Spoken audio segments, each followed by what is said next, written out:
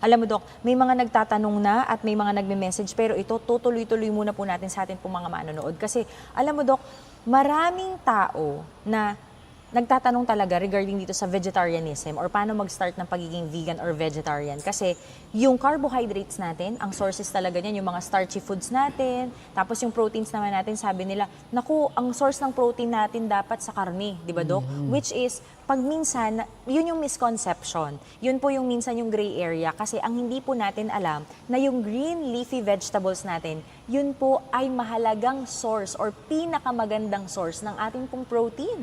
Kaya talagang yung, pag minsan kasi, Dok, di ba pinipili pa nga nila, yung, ang sinasabi nila is lean meat. Di ba? Yun yung pinipili, yung wala daw taba para maganda daw sa muscle. But what we don't know is that yung ating pong green leafy vegetables, wala siyang fats, or kung may, wala siyang fats, pero yung pinaka-protein niya, enough yun para maging pagkain at yun talaga yung pagkain ng ating pong muscle.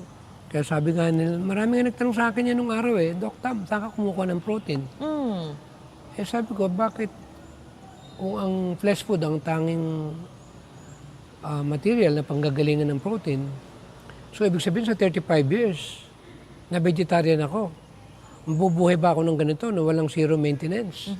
Na wala akong animal protein, kundi vegetable protein yung aking nuts and beans. So ang point ko, talagang napapatunayan ko sa sarili ko na without getting any kind of animal protein, ay nandun pa rin yung tinatawag na energy ko at yung tinatawag na kalusugan ko. Amen. Kaya ito mismo yung sarili ko, yung pinaka-case study ko. Amen. Na masasabi ko na para tayong kalabaw, na wala namang animal protein na kinakain ng kalabaw, damo lang, hindi naman siya nagpuproduce ng kanyang sarili niyang protein sa kanyang katawan. Pero walang kalabaw na na-hospital.